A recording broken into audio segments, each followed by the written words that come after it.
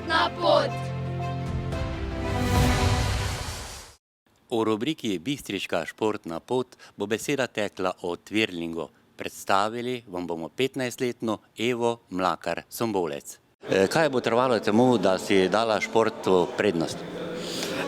Predvsem zato, ker sem se počutila, da je ta šport bil neka moja strast, kar me je od mojih problemov vleklo stran in sem v tem res lahko uživala. V tem sem se res lahko sprostila in izražala svoje čustva z plesom. Kaj ti pomeni torej nastopati v twirling klubu Sašo iz Slovenske Bistrice? Meni pomeni to ogromno, saj smo z ekipo predvsem povezani, tam se je spletlo največ prijateljstv.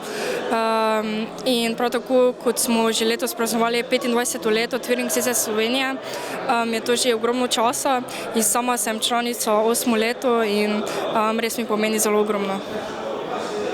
Veliko športnikov srečaš zraven tudi iz drugih športov. Kako pravzaprav v Slovenski Bistrici sodelujete mladi športniki? Kje se zraven srečujete razen na tekmovanjih in treningih? Razen na tekmovanjih in treningih se srečujemo tudi v prostem času. To me je predvsem navdušilo, da sem se preko športa lahko spoznala tudi z drugimi posamezniki, ki prihajajo iz drugih vej in potem se nekako v tej točki povezujemo in se lahko pogovarjamo z različnih stvarih iz različnih področij in je precej zanimivo. Si prav ravnala, ko si se odločila za športno disciplino twirling? Ja, po mojem mnenju zelo, saj si trenutno ne predstavljam, da bi trenirala česarkoli drugega in se mi res zdi, da sem se v tem našla in ja. Kje se torej vidiš v twirlingu v prihodnje?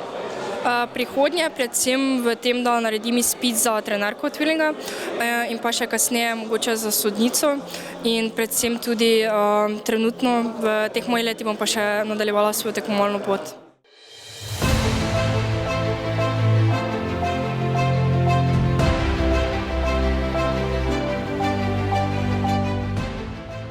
Bistriška športna pot.